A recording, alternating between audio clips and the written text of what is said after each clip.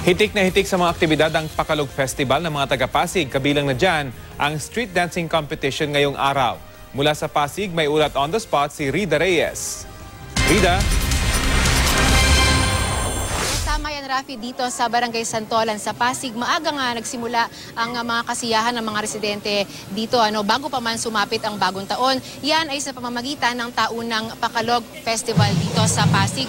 Pambungad ng selebrasyong ito ang parada ng mga kalahok ng street dance competition kung saan magtatagisan ng galingan sa pagsasayaw ang 13 grupo mula sa iba't ibang probinsya sa buong Luzon. Kanya-kanyang indak, Rafi, ang mga grupo para ipagdiwang ang masaganang pagpapalit ng taon. Kadalasang bisperas ng bagong taon isinasagawa itong Pakalog Festival, pero sa pagkakataong ito ay napagpasyahan agahan ito ng isang araw para mabigyang pagkakataon ang mga kalahok mula sa malalayong probinsya na makauwi agad sa kanilang lugar bago pa man magbagong taon.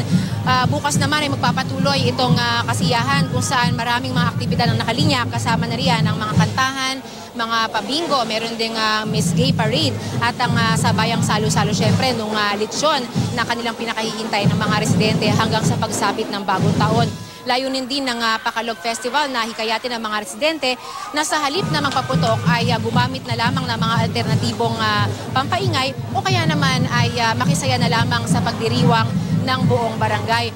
So sa ngayon, Rafi, ay nagpapatuloy pa rin itong pagtatanghal ng iba't ibang grupo ng mga street dancers para nga dito sa kanilang street dance competition.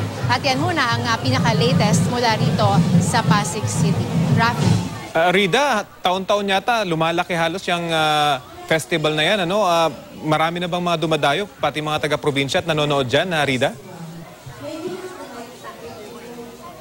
Yes, kasi ilang taon na rin talaga ito, Rafi. So talagang every year daw talagang mas nakaka-attract sila ng mas maraming tao. Hindi lang mula dito sa Pasig, kundi sa ibang mga probinsya at ibang mga bayan. At sabi nga nila, parang festival of festivals dahil yung mga festivals ng bawat probinsya hina-highlight dito sa Pasig. So nagkakaroon tayo ng idea dun sa mga origins ng mga iba't ibang mga bayan. Plus yun nga, mas napopromote nga yung pagbabawal sana sa pagpapaputok. So sabi, merrymaking na lang at kainan imbes na magpaputok. Rafi. Okay, maraming salamat, Rida Reyes.